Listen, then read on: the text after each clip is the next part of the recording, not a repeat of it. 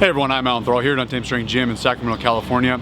If you follow the powerlifting community online, on social media, or even the strongman community, you'll see that a lot of people offer online coaching and online programming. If you go to a gym where powerlifters train, chances are one or more of them offers online programming and coaching.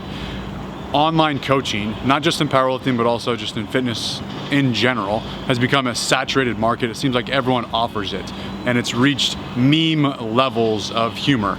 DM for coaching, link for coaching in my bio. And I've also seen a lot of people attacking this or teasing it and making fun of it, saying that the worst thing about powerlifting is the fact that everyone thinks they're a coach nowadays.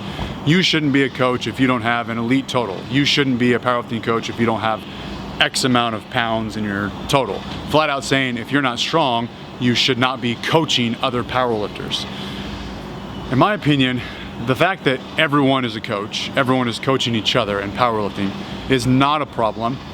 In fact, I think it's a good thing, and here's why. I own this gym called Untamed Strength, for those of you who didn't know. So coming from a gym owner's perspective, if a member is excited about powerlifting and they want to invite friends into the gym to sign up, and in doing so, they also write them a program and charge them a small fee, I think all parties involved benefit.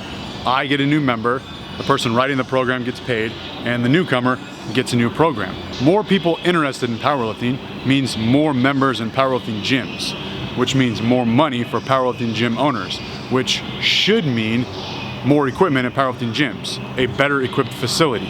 I wouldn't have all the equipment in this gym had it not been for the huge growth on social media of powerlifting in the past 10 years. If I was some gatekeeper of powerlifting and I said, powerlifting should be underground and hardcore, super heavyweights only, stop trying to coach all your friends. So many people say they want powerlifting to grow, but then they get mad and they tease some kid on Instagram with like 20,000 followers who's offering online coaching or who's sharing information about powerlifting. If some kid just did his first powerlifting meet and he just totaled 1,000 pounds and he wants to sell a program for 20 bucks, who cares? It gets more people interested in powerlifting. So here at Untamed Strength, if members want to coach each other and they want to make some money doing it, I'm totally okay with that. Now, I don't let some dude from LA Fitness bring all his clients in here and kind of like run his business out of Untamed Strength. And I don't tolerate members approaching other members cold and bothering them with coaching solicitation. But if some big dude in the gym or some strong chick in the gym is being approached by other members and those members are asking these people to write them a program and they want to make some money doing it, I'm totally fine with that. If people want to make money coaching other people, I think that helps with membership retention. Someone is more likely to come use the gym if they have a program to follow, especially if they're paying for that program. It's like the anti-Planet Fitness business model. I actually want people to use their gym membership. And someone who comes in here without any guidance or unsure of what to do and has no program, they're kind of just floating around the gym, they're probably not going to stick around for very long. And if we move outside of powerlifting gyms and we go back to the topic of these videos, powerlifting and coaching on social media, the fact that everyone offers online coaching, online programming on social media is still not a bad thing. I still think it benefits powerlifting. It gets more people interested in powerlifting, which means more members in powerlifting gyms, which probably means there's more local meets, and more lifters signing up for local meets means the host is more likely to host another meet. And with the growth of powerlifting, which we've already seen, commercial gyms start to catch on and they start to allow deadlifts. They start to get bumper plates or deadlift platforms. They allow chalk. Gyms are getting more and more squat racks. They're better equipping their gyms for powerlifting. They're trying to cater to more powerlifters because they've seen the growth. And many of these gatekeepers of powerlifting who want to keep it underground and hardcore and they think that powerlifting should be 3 to 5 training partners in a garage, which is cool. Just don't get upset about powerlifting growing outside of that. But these people, like I said, these gatekeepers of powerlifting also go to these powerlifting gyms and expect it to be fully equipped with like 5 monolifts. You can't buy a monolift as a gym owner if you only have 10 people signed up for a membership, unless you're some sort of meathead millionaire, I guess. So again, more people interested in powerlifting, regardless of where they came from. I don't care if they came from some guy on Instagram who was DM'd for coaching. It just gets more people interested in powerlifting, which means it benefits everyone who's involved for coordinating things like events, seminars, clinics, and meets. Many of these hardcore, old school powerlifters think, yeah, but if you want like powerlifting coaching, you should just approach the biggest dude in the gym and ask them. That's how I had to do it. Don't go approaching the pencil neck, spaghetti dick powerlifter who just did his first meet and doesn't even squat 800 pounds. I hate to break it to you, but powerlifters are not the most approachable people. Hey, you looking for coaching? Yeah, go ahead and talk to that guy over there. Yeah, the 350 pound dude who's hanging from the squat rack. He's trying to get his squat briefs on. Oh no, not that one, the other one. Yeah, the one with blood coming out of his nose and the needle sticking out of his arm. Yeah, he responds to Pitbull. Good luck. Someone who just recently started powerlifting and who looks a little more average is probably easier to approach. People tend to gravitate towards people that they can relate to. You might think that Louis Simmons is the greatest powerlifting coach of all time, but not everyone is going to jump in headfirst into all of his content. They're gonna gravitate towards the person, the dude or the chick on Instagram who just deadlifted 400 pounds, weighing 175 pounds, because they know, like, and trust this person that they follow on Instagram. And for the record, I'm not teasing geared powerlifters. There's a group of geared powerlifters here at Untamed Strength, and they're some of the hardest working, kindest, most supportive and welcoming members. So just know that. So these beginner powerlifting coaches kind of act as a funnel towards better coaches, I guess. It's a good way for beginner lifters to get their feet wet. Beginners can coach other beginners to an intermediate level, and then after that, this intermediate lifter probably goes and looks for a better coach to get them to the advanced stages of powerlifting. And if you're an experienced powerlifting coach and you are jealous or upset with all these fitness influencers online coaching, with all the clients they have, maybe you need to change your marketing plan. Get with the times. Maybe you could learn something from these people.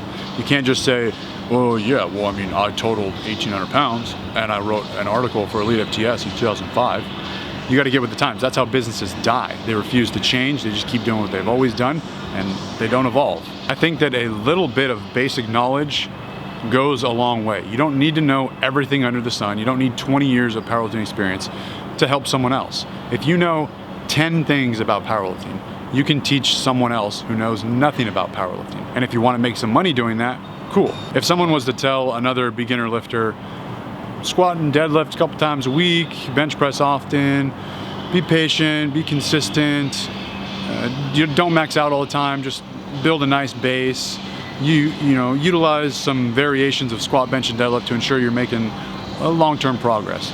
Outstanding. That's all good information. Basic knowledge goes a long way, and I don't think there's anything wrong with saying, I don't know everything, but I do know a few things, and I'm willing to teach you for a small fee. Some of you might be screaming at your screen right now saying, look, I'm not frustrated that there's all these new lifters offering online coaching.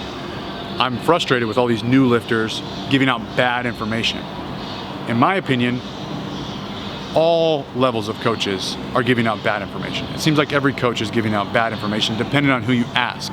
So I coach this specific way because I think this way is best. And if you coach a different way, you're wrong. Unfortunately, a lot of people think like that. It's a lot of back and forth. So this group of people thinks that everyone who believes this is wrong. They think that everyone who believes this is wrong. It's just so much back and forth. And honestly, in my opinion, some of the gurus or the so-called experts are actually doing the most harm because they are creating barriers for entry, hurdles that you have to jump over. They're creating these hurdles that you have to jump over in order to start powerlifting or just lifting weights in general.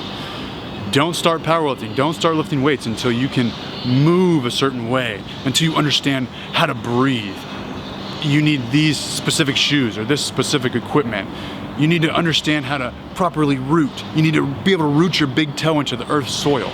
They create all these made up problems and then convince you that they have the solution.